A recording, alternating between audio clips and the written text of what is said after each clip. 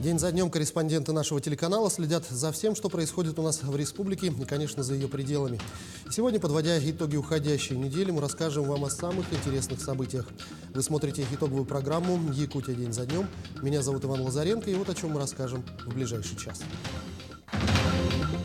10% доходов, беспрецедентная для региона сумма, будет направлена на развитие сельского хозяйства в Якутии.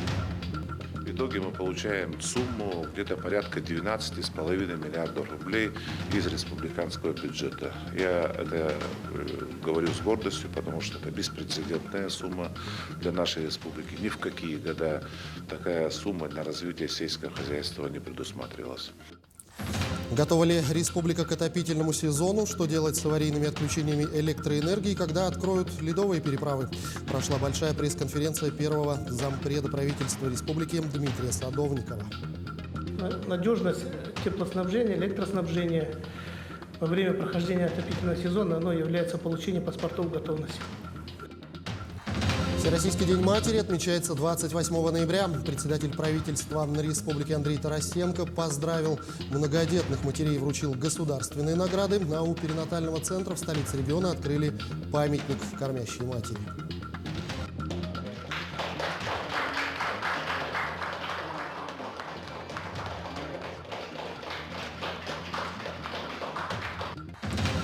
Первую после ковидного локдауна в Москве выставку достижений вузов доверили открыть Арктическому государственному институту культуры и искусств. Привезли сюда работы наших графиков, дизайнеров, художников, ювелиров для того, чтобы показать успехи института за те 20 лет, сколько существует наш институт. И кроме того, эта выставка, мы ее приурочили к предстоящему столетию Якутской АСР.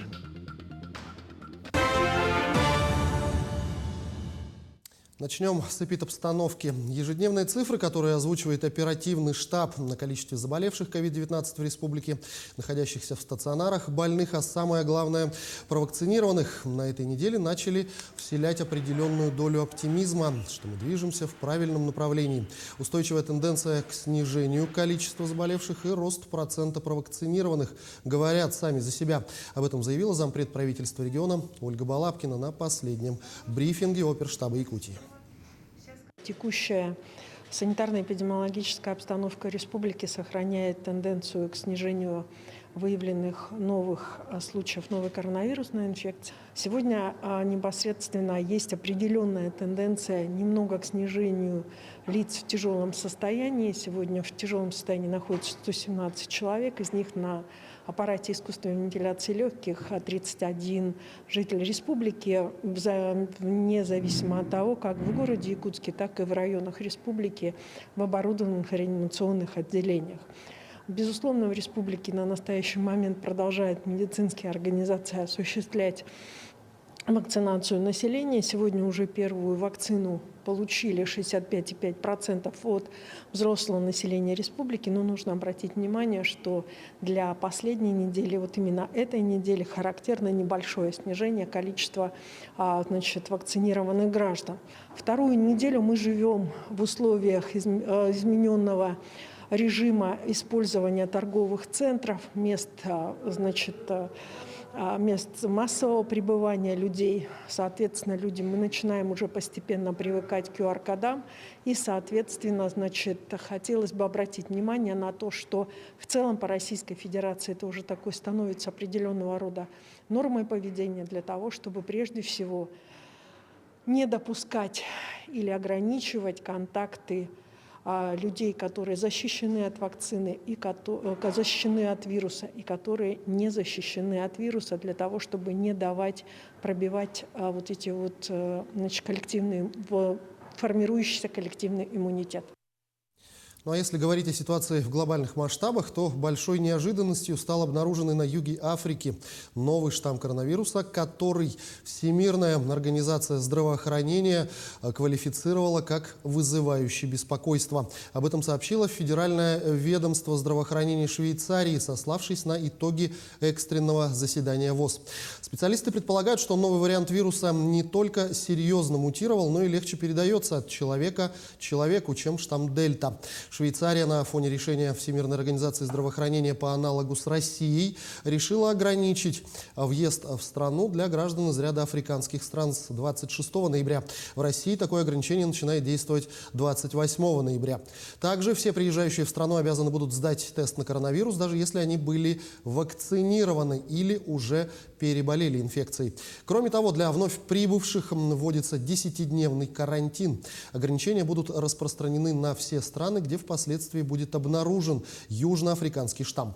В России новый штамм пока не обнаружен. Также ученые из России еще не получили образец вируса. Однако, как только они получат к нему доступ, его протестируют и решат, насколько успешно вакцина «Спутник Ви» может противостоять этому варианту инфекции.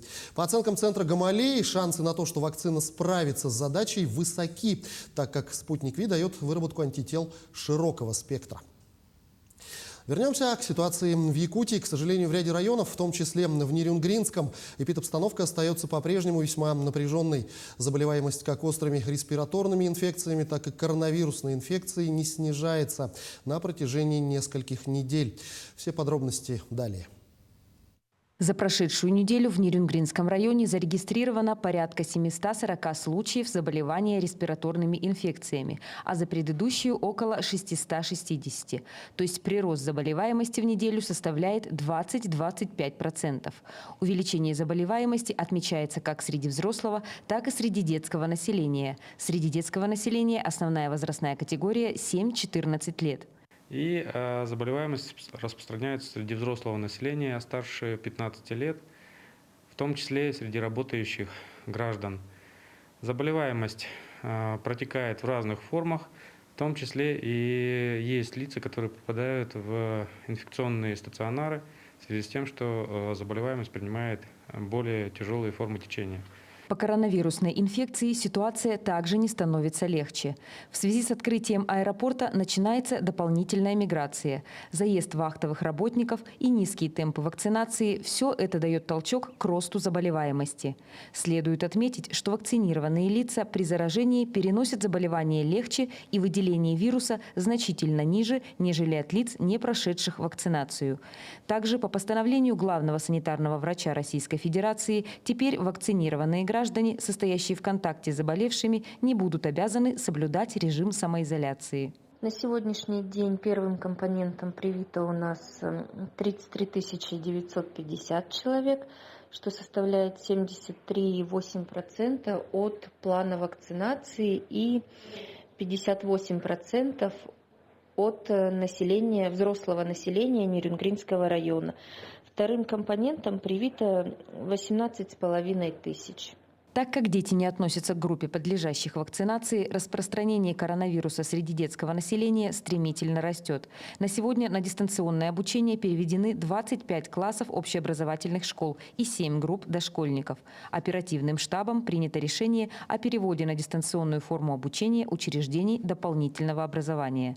Дальнейшая ситуация зависит от темпов вакцинации, которые позволят массово и в экстренном порядке обеспечить необходимую иммунную прослойку среди населения. Ирина Кичигина, Вадим Барашков, Нерюнгри. На этой неделе Айсен Николаев провел в режиме видеоконференц-связи заседание рабочей группы по укреплению общественного здоровья Совета при главе республики по благополучию и устойчивому развитию. В рамках совещания обсуждались вопросы медицинских исследований, практики, высокотехнологичной медицинской помощи, а также диагностики редких генетических заболеваний, ну и, конечно, финансирования медицины. Эксперты поделились опытом построения системы исследований и оказания помощи на базе своих медицинских учреждений.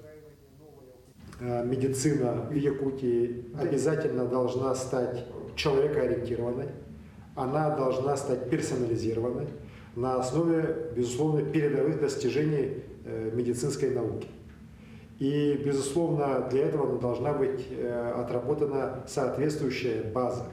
Это и обеспечение высокотехнологичным оборудованием, и доступ, конечно же, наших медицинских работников, всех, кто задействован в сфере медицинской и здоровьесбережения, к повышению своих компетенций, освоению новых компетенций.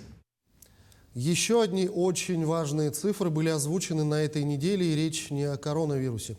Председатель Государственного собрания Илтумен Алексей Еремеев прокомментировал подготовку к рассмотрению проекта бюджета республики на 2022 год.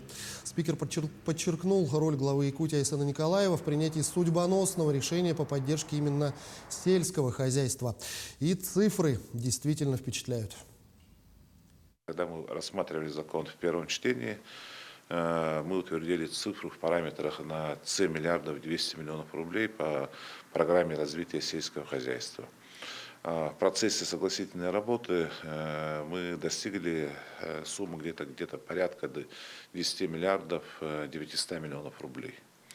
Но у нас на прошлой неделе состоялось совещание у главы Республики Саха-Якутия, где мы опять-таки детально обсуждали все эти поправки, внесенными субъектами законодательной инициативы. Я должен официально заявить, что все те поправки, которые были внесены народными депутатами республики на сумму 651 миллион рублей, они удовлетворены и приняты правительством Республики Саха-Якутия по поручению главы Республики Саха-Якутия Айсена Сергеевича Николаева. Более того, принято волевое решение главой республики о том, чтобы по данной программе добавить еще более миллиарда рублей дополнительных средств, которые будут направлены на инвестиционную составляющую данной программы. Это что? Это строительство соилыков, коровников, овощехранилищ, зернохранилищ и других объектов инфраструктуры, необходимых для сельскохозяйственного производства. В итоге мы получаем сумму где-то порядка 12,5 миллиардов рублей из республиканского бюджета. Я это говорю с гордостью, потому что это беспрецедентная сумма для нашей республики. Ни в какие года такая сумма на развитие сельского хозяйства не предусматривалась. Традиционно для сезона на этой неделе обсуждались и такие вопросы, как подготовка к отопительному сезону в республике, что делать с аварийными отключениями электроэнергии и когда откроют ледовые переправы. И что делать, чтобы не допустить глобальных лесных пожаров.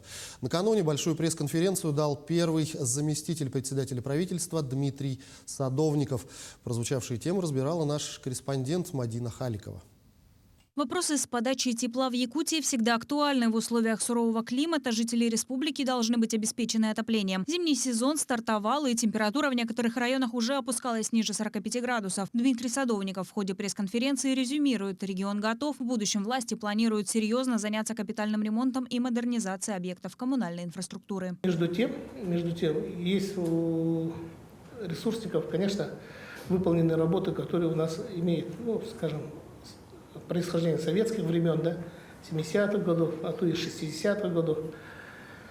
И здесь, конечно, безусловно, ресурсниками ведется работа по паспортизации и по корректировке тех схем, которые у них есть. Еще один важный вопрос на повестке дня: когда будут открыты зимники через реку Лену. На сегодня в Якутии работают 4 переправы – в Верхнеколымском, Жигатском, Момском и Сунтарском районах. Что касается республиканской столицы, толщина льда еще не соответствует нормативам для выезда и легковых, и грузовых машин. Но мониторинг идет постоянно. Сегодня, учитывая холодные, отрицательные температурные погодные явления, мы стремимся к тому, чтобы сместиться, чтобы побыстрее открыть зимники в первом этапе до 3 тонн. Сегодня замеры берутся, но в некоторых участках реки Лена лед еще тонкий, составляет 12 сантиметров, где-то 20. И мы для себя ставили срок до 10 декабря, но мы хотим переместиться, если это позволит, до 5. Поговорили и о планах на будущее. Модернизация и строительство ГРЭС в замену устаревшей идет своим чередом. Сейчас оценивают проект. Завершение объекта намечено на декабрь 2025 года. Возводить новую станцию будут в том же районе. Не обошли подготовку к пожароопасному сезону. Во время визита в Якутию полпреда на Дальнем Востоке Юрия Трутнева глава республики Айсен Николаев отметил, что жаркий сезон регион встретит во всеоружии. Конечно, в свете трагедии Бескюля мы особое внимание будем уделять нашим населенным пунктам. Сегодня закупается техника. Техника, она уже прибывает. Часть техника уже отыграна, и мы будем получать ее в начале этого года. И сегодня идет вопросы по базирования этой техники в тех или иных участках. Также Дмитрий Садовников рассказал, что сейчас идет работа по созданию мусороперегрузочной станции с элементами сортировки вблизи Якутска. Старый же полигон в планах рекультивировать. Минэкологии республики сотрудничает с Министерством природных ресурсов России, чтобы войти в профильный проект и получить на эти работы федеральные средства. Мадина Халикова, Георгий Григорьев, Якутск. Ну а чуть подробнее об открытии переправ и автозимников расскажем сразу после небольшой рекламы на нашем канале. Не переключайтесь.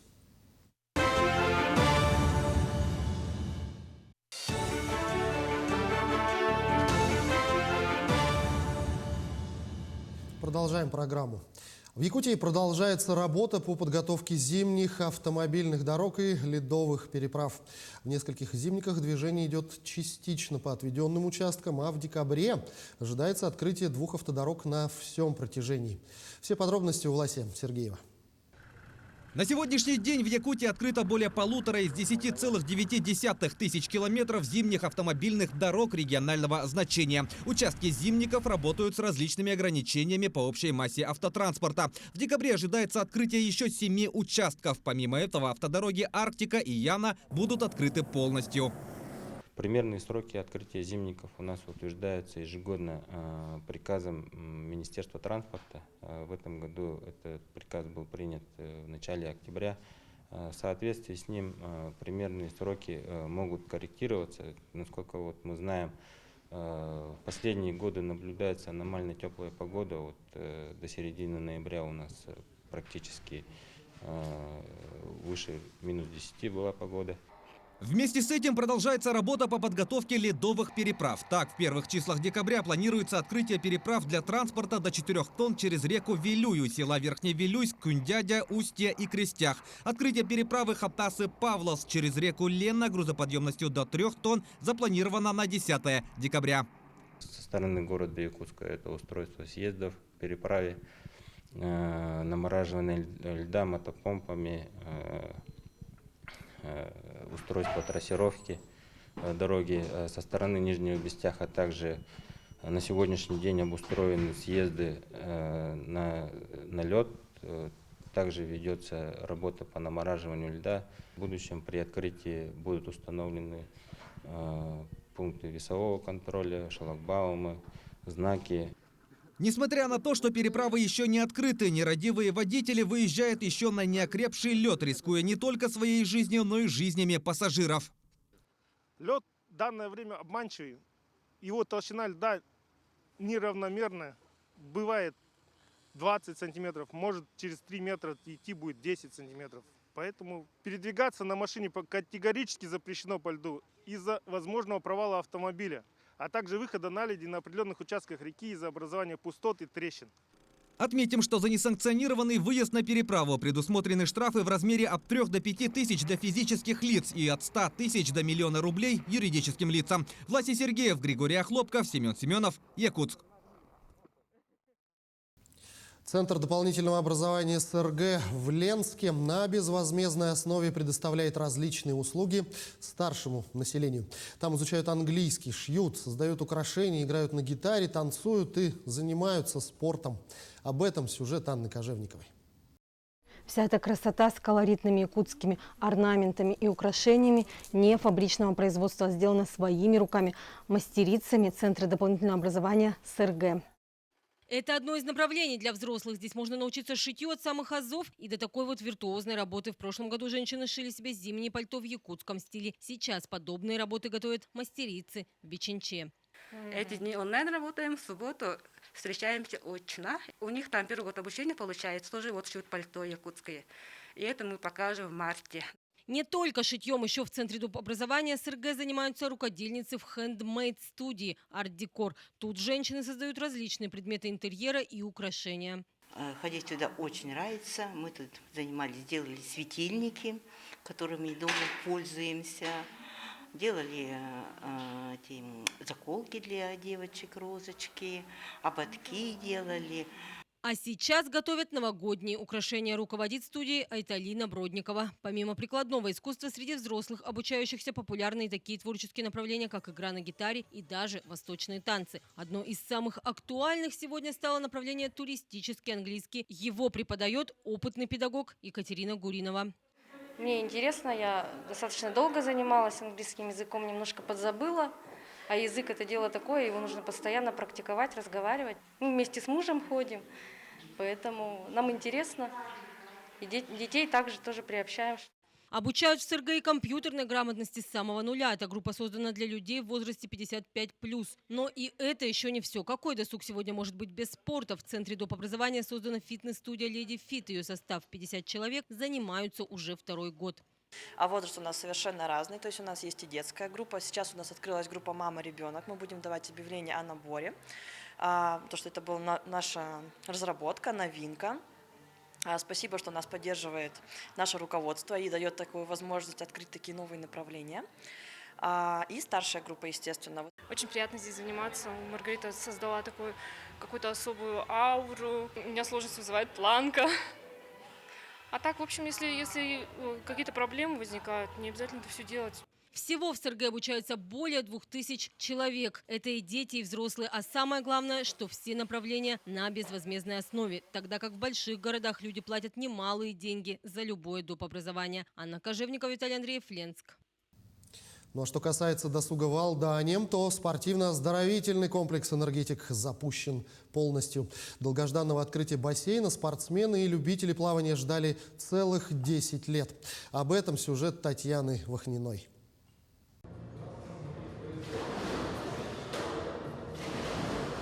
Старты с вышек, заплывы на скорость и разными стилями. У юных спортсменов очередная тренировка. Мастерство ребята будут представлять на соревнованиях, и пренебрегать занятиями нельзя. Температура воды оптимальна – 27 градусов. Еще недавно школьники тренировались на суше. В бассейн они зашли пару дней назад, как только он был запущен. Дети очень рады, да, на самом деле событие очень легендарное. Наконец-то мы дождались этого момента, когда у нас бассейн открылся. Открытие бассейна спортсмены и любители плавания ждали долго. Реконструкция спорткомплекса «Энергетик» велась в течение 10 лет. В настоящее время объявлен набор дошколят и школьников в оздоровительные и спортивные группы. Спортивные группы 7 лет набираем, а группы оздоровительного плавания 5 лет. Дети с 14 лет при наличии паспорта могут посещать бассейн самостоятельно. До 14 лет они посещают бассейн с родителями. Дети до 3 лет должны иметь специальный памперс для занятий плаванием. Сегодня «Энергетик» открыт для всех. В часы, когда нет тренировок, поплавать здесь могут любители. В первый день работы бассейн посетили более 60 человек. Предварительно гостей осматривает медицинский работник, а лица старше 18 лет обязаны предъявить QR-код. Люди пошли. В день сейчас примерно на бассейне уже около 150 человек. Ну, это вместе со спортсменами. Бассейн у спортсменов и любителей плавания сразу стал востребованным. Количество посетителей в «Энергетике» возросло. Активно идет запись и в детские спортивно-оздоровительные группы. Татьяна Вахнина, Георгий Баранов, Алдан. Ну а в столице региона начались подготовительные работы к строительству парка будущих поколений. Что там будет размещено, какие выделены средства, все подробности в сюжете далее. Теперь участок земли, который пустовал несколько лет напротив Петровских рядов по улице Каландрашвили, полностью огородили. Здесь начались подготовительные работы по возведению будущего парка. На данном объекте от территории 2,5 гектара. На нем очень много сейчас остатков от былых строений, которые деревянные. Тут одно-двухэтажные дома стояли. Они на сваях, на лёжках. Ну, вот эти деревянные конструкции сейчас как раз вынимаем из грунта экскаваторами. Очень много тут мусора получается, который надо будет вывести. После начнутся работы по замене грунта, а далее вертикальная планировка, то есть искусственное изменение существующего рельефа местности. Целью планирования рельефа территории является создание благоприятных условий для строительства зданий и сооружений, прокладки новых улиц и проездов, инженерных коммуникаций, благоустройства территории. И вот после всех этих работ в феврале-марте следующего года будут забиты первые сваи первого объекта. Здание собой представляет 5000 квадратных метров. Она как бы двухэтажная, да. Ну, если по высоте смотреть, три этажа. Первый этаж будет подпольный этаж, это самое. Потом 2 этажа уже в здании будет. И вот это 5000 квадратных метров. С февраля месяца мы начнем сваи забивать, начнем строительство.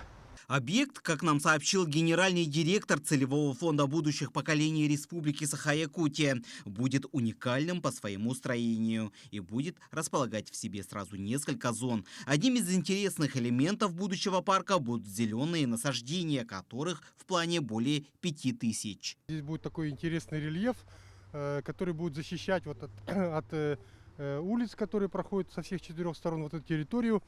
И, соответственно, здесь будет множество разных таких локаций, где наши жители, горожане, дети могут здесь отдохнуть. Да?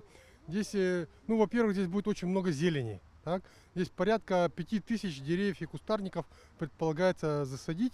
Вот, в том числе деревья будут даже на вот этом нашем образовательном центре, на крыше вот этого молодежного центра. Напомним, проект полностью финансируется за счет компании «Алроса». Общая сумма оценивается в 1,5 миллиарда рублей. Это будет первое круглогодичное открытое пространство, учитывающее климатические особенности региона. Дмитрий Тымыров, Артем Алексеев, Якутск. Сейчас мы прервемся буквально на минуту и сразу после небольшой рекламы обязательно продолжим.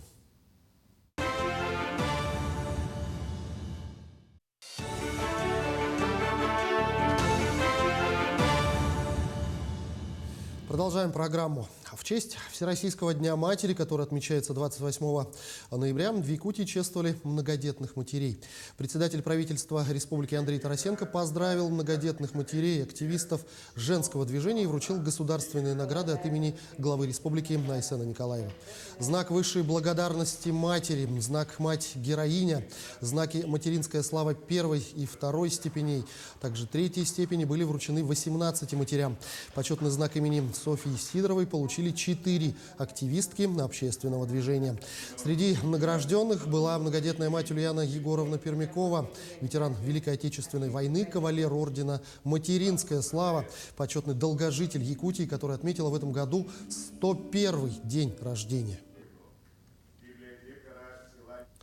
Скульптуру «Кормящей матери с ребенком» накануне открыли у перинатального центра в Якутске. Мемориал призван привлечь внимание к естественному вскармливанию и пропагандировать здоровый образ жизни. Все подробности с торжественного мероприятия смотрите далее. Впитывает с молоком матери. Наверняка эту фразу хоть раз употребил каждый человек. Польза естественного вскармливания давно доказана учеными. Да и природу не обманешь, она знает как лучше. 2021 объявлен годом здоровья в республике. И вопросу грудного вскармливания уделяют много внимания.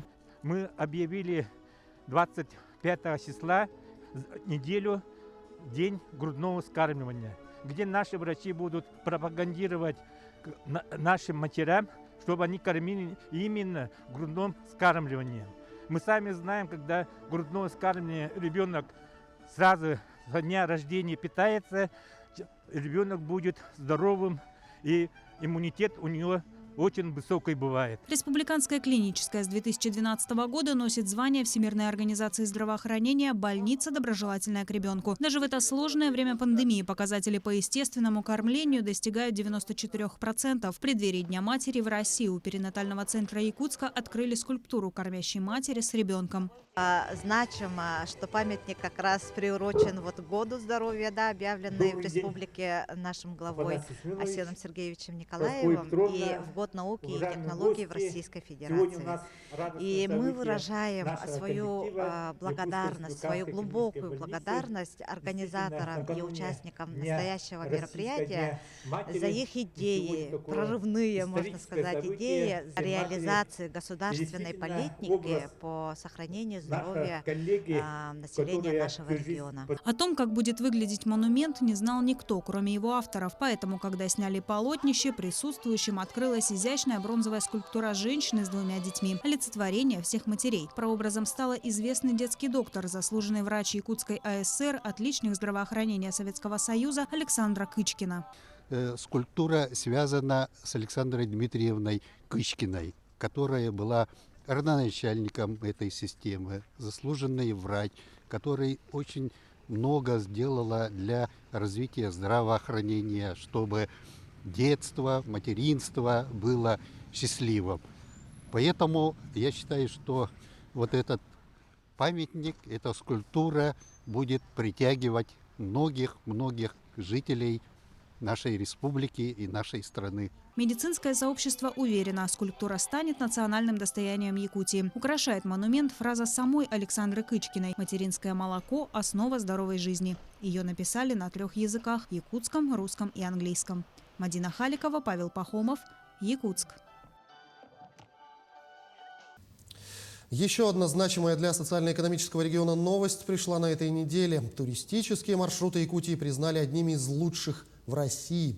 В топ-10 программ всероссийского проекта «Открой свою родину» по итогам народного голосования вошли 3 туристических маршрута по республике. Помимо голосования за маршрут проходило и соревнование регионов, где Якутия заняла 4-е место. Подробнее расскажет Саргалана Неустроева. Лазурные берега, пальмы и всем известные исторические достопримечательности медленно отходят на второй план. Теперь туристов, как уверяют специалисты, привлекают места, которых не встретишь на обложках глянцевых журналов, не изнеженные вниманием приезжих, с национальным колоритом, бескрайними дикими просторами. И Якутия может все это предложить. На сегодняшний день в республике активно развивается экологический, этнографический, научно-экспедиционный и экстремальный туризм. Более того, количество туристических маршрутов ежегодно растет. Только в прошлом году в республике насчитывалось всего 19 турагентств. Уже сегодня их количество достигло 30, и все они предлагают более 200 маршрутов. Мы понимаем, что интерес к этнокультурному, этнографическому туризму растет из года в год, и, конечно, здесь у Якутии огромный колоссальный потенциал. Вообще, то, что мы видим рост интереса к территории, это ситуация, которая складывается из огромного количества факторов. Немаловажную роль в развитии туристической республики сыграл и локдаун. Границы закрылись, люди оглянулись по сторонам и поняли, что и Якутия может предложить немало интересного. Кроме того, помощь местным предпринимателям оказало и министерство. На сегодняшний день для предпринимателей сферы туризма реализуется ряд мер поддержки. Одна из самых популярных – это субсидия на возмещение затрат, а также на реализацию новых проектов, связанных с созданием круглогодичных объектов размещения на территории турбаз. На сегодняшний день конкурс у нас уже завершился. В ближайшие дни будет комиссия по определению победителей, и средства до 1 миллиона рублей получат порядка 15 предпринимателей Республики Саха-Якутия. Между тем, именно круглогодичность туристического сезона в республике и отмечают как одну из крупных составляющих ее потенциала. 45% туристов приезжают к нам зимой и 55% приезжают к нам летом.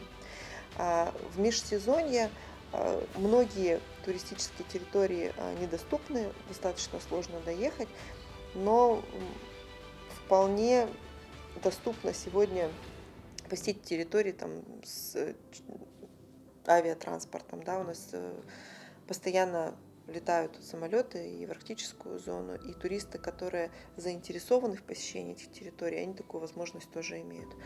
А тем временем впервые в этом году был запущен проект «Открой свою Россию», в котором наши предприниматели приняли участие. Первый этап – народное голосование – они успешно прошли, заняв сразу 3 места в топе лучших туристических маршрутов. Итоги конкурса станут известны уже в декабре. Победителями станут 30 маршрутов, которые помимо поддержки организаторов и партнеров конкурса приобретут статус «Национальный брендовый маршрут». Сарглана Неустроева, Григорий Николаев, Якутск.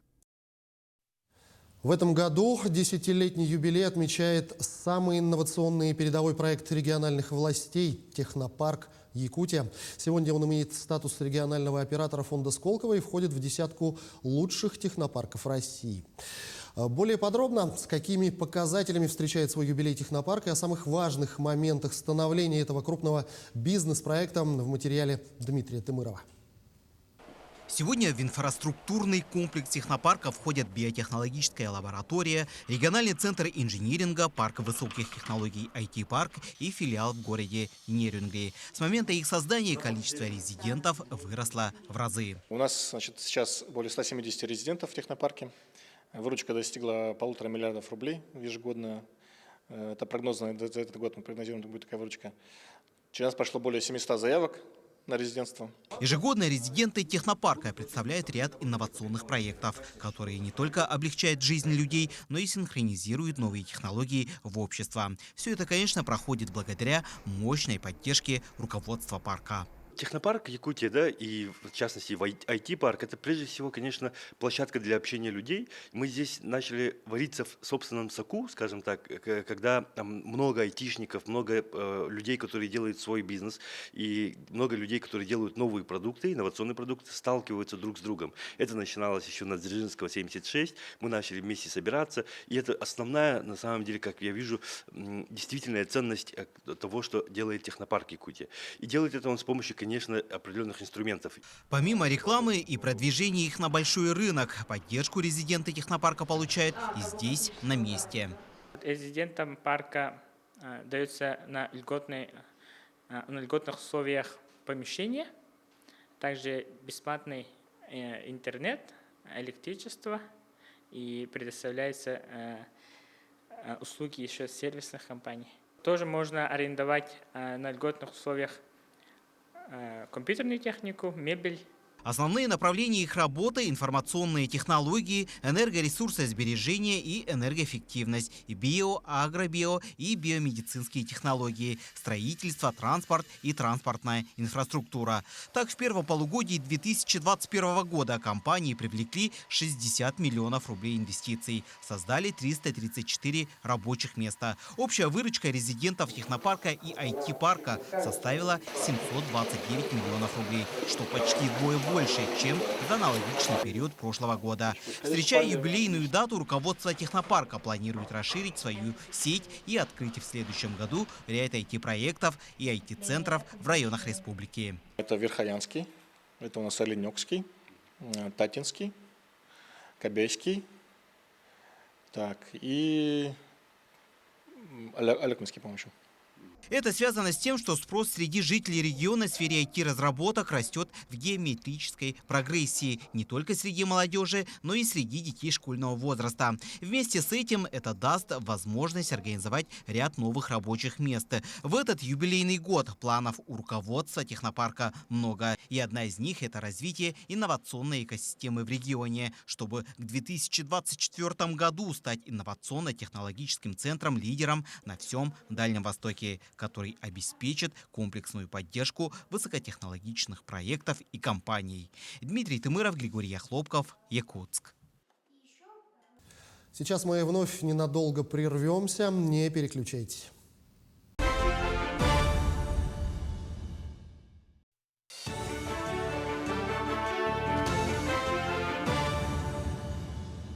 Продолжаем программу. Сразу несколько выставок открылось на этой неделе в столице, но на одной из них хотелось бы остановиться более подробно. Это первая выставка картин людей с проблемами зрения. Участники данного проекта незрячие разных возрастов. В картинах они отразили свое видение мира и каким они его представляют и ощущают, что, согласитесь, и не каждому зрячему под силу. Об уникальном проекте расскажет Валерия Наумова.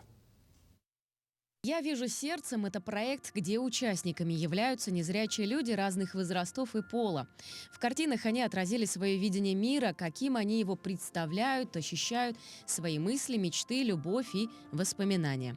Каждая картина заставляет переживать глубокие чувства, погружаясь во внутренний мир человека, который вынужден жить в беспросветной темноте. То есть это полное отражение их внутреннего мира. Эти картины говорят, что мы живем не только вот в мире, где видят, слышат, но и есть мир другой параллельно с нами. И этот проект именно нацелен на это, чтобы мы умели общаться друг с другом. Вот. 5 участников, 5 разных историй, 5 разных мечт, 5 разных картин. Один из участников проекта, Илья Смертин, с рождения не видит, но это не мешает ему выражать свои чувства красками на холсте. Еще в 2019 году ему предложили присоединиться к проекту, но пандемия внесла свои коррективы, и его пришлось перенести. И вот, спустя время Илья представил свою картину. Картина называется «Природа». Что я чувствовал? Некое облегчение, что вот эта вот картина, вдруг она получится лучше всех, вдруг это будет хорошая картина. Я думал, когда рисовал. Изюминкой открытия выставки стал концерт живой музыки, который проходил в формате полной темноты с использованием звуков гонга, ханга и хамуса. Как рассказали авторы проекта, это помогло полностью погрузиться в свои чувства и после увидеть картины под другим ракурсом, осознать ценность жизни и понять существование разных взглядов.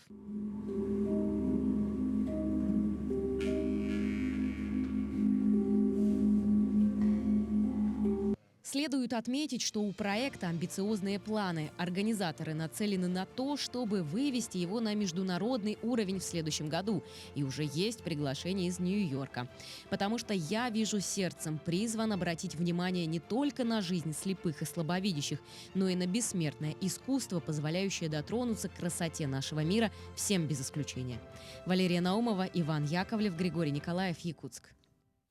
Как говорится, все приходящее, но музыка, она вечна. Детский образцовый оркестр отмечает свой 65-летний юбилей. О развитии художественного направления детского творчества и о деятельности юного музыкального коллектива смотрите в сюжете Надежды Саханской.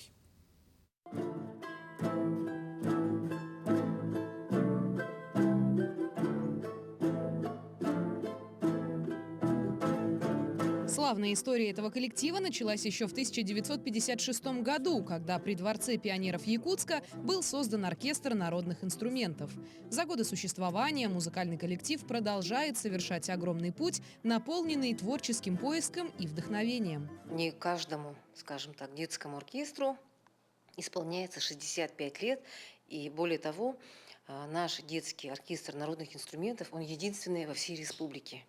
И накоплен уникальный опыт, потому что приходят дети без предварительного отбора, без какого-либо собеседования, просто желающие играть на музыкальных инструментах.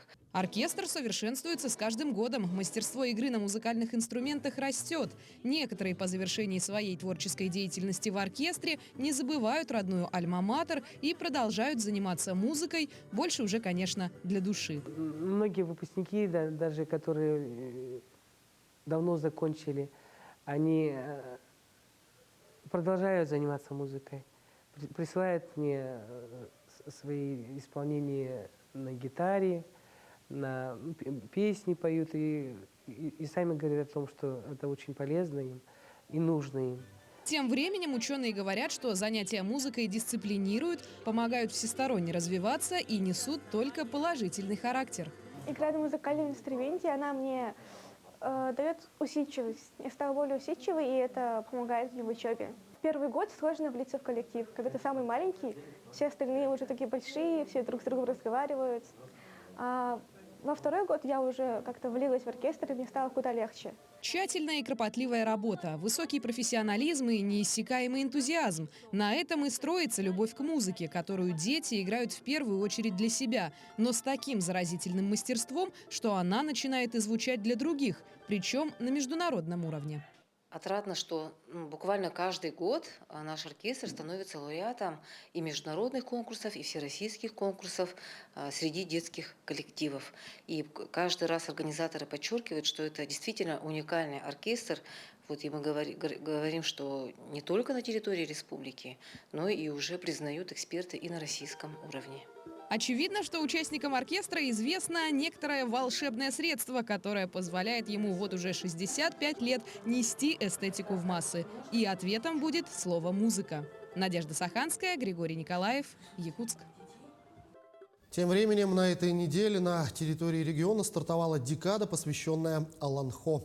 Так пройдут круглые столы, опен-лекции, мастер-классы в учреждениях культуры, будут работать выставки. В Саха-академическом театре пройдут театральные спектакли. В целом программа декады очень насыщенная и продлится это все до 5 декабря. Также, как сообщил министр культуры региона Юрий Куприянов, начала свою работу комиссия по проведению в следующем году юбилейного Саха Аланхо в Верхневилюйском улусе. Это мероприятие планируется провести на самом высочайшем организационном уровне с участием иностранных гостей. Также большая работа в следующем году планируется по поддержке домов культуры в разных районах республики. Одним из тоже главных событий продолжения развития исследований, достижений в сфере Аланхо у нас будет юбилейный Исэх Аланхо в этом году, в 2022 году, вернее, в Верхневилюйском районе, куда мы решили в этом году для торжества, для события знаменательно пригласить шедевры ЮНЕСКО, те, которые у нас такие фестивали уже проводились. Я думаю, что это тоже поддержка в целом направления эпического наследия. Есть поручение главы нашей республики Арсения Сергеевича Николаева о продолжении этого вопроса, и мы будем строить, вернее, систему, организацию работы домов Аланхо в наших муниципальных образованиях, именно по направлению того, чтобы дальше то, что здесь нарабатывается институтом, нарабатывается театром, сообществом ассоциации Аланхо, дальше развивалось и передавалось в муниципальное образование, где у нас есть уже порядка 15 домов Аланхо, которые активно работают в этом деле. И то, что дома Аланхо будут, вдохнем там как бы новую жизнь по поручению главы нашей республики, будет иметь значение и воспитание нового поколения.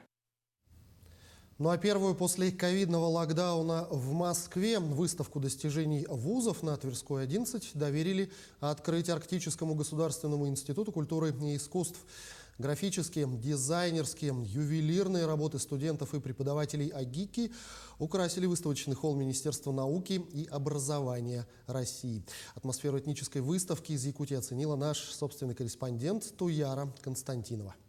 Арктическая тема в выставочных залах Миннауки и образования России впервые была представлена в 2019 году. Очередное приглашение якутский вуз получил уже спустя 2 года. В новой экспозиции можно увидеть якутскую графику, живопись, косторезные изделия, традиционные национальные костюмы, а также экспериментальные творческие проекты с научной составляющей. Мы привезли сюда работы наших графиков, дизайнеров, художников, ювелиров, для того, чтобы показать успехи института за те 20 лет, сколько существует наш институт. И кроме того, эта выставка, мы ее приурочили к предстоящему столетию Якутской АСР. В жанре станковой графики особое внимание привлекает работа Марии Мищенко. Исследовательский проект «Русское устье. Живая нить» воспринимается зрителем как своего рода письмо из прошлого, передает архаичный северный говор новгородских поморов, оказавшихся на севере Якутии 380 лет назад.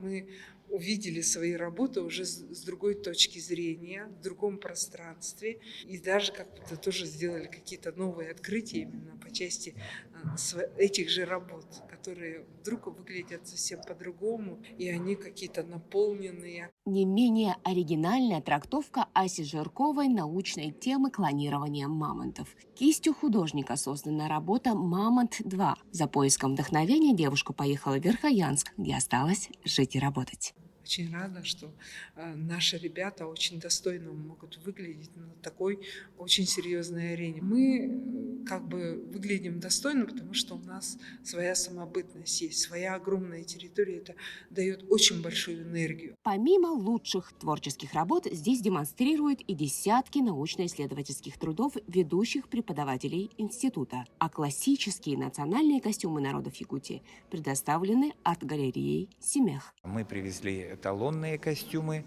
потому что был запрос отсюда, как раз показать костюмы и этнику народов Арктики. Ну, вы знаете и понимаете, что это сейчас, на сегодняшний момент, это тренд. Я думаю, что он уникален и современен в какой-то мере. И он близок. Вот в Крыму я видела скифские украшения, похожие какие-то, да? Что-то есть в этом. Что-то с Россией связано, потому что русские женщины тоже носили вот такие вот украшения, шапки высокие, на голову вот эти украшения. Все это было на Руси, и поэтому это как-то перекликается, и, наверное, поэтому близко для нас. Среди вузов культуры Арктический государственный институт занимает передовые позиции в области развития креативных индустрий. Освоив цифровое пространство, якутский вуз организовал видеолекции и онлайн-выставки, чтобы зрители смогли попасть на виртуальные вернисажи даже в период пандемии, открывая яркий мир культуры и искусства народов Севера России. Туяра Константинова, Джордж Березкин, Москва. Что ж, именно такой была эта неделя. Наши корреспонденты продолжают следить за развитием событий. Вы смотрели программу «Якутия. День за днем». Для вас в студии работал Иван Лазаренко. Я с вами прощаюсь. Берегите себя. И помните, что единственный способ наконец-то остановить пандемию коронавируса – это, безусловно, вакцинация. До встречи в эфире.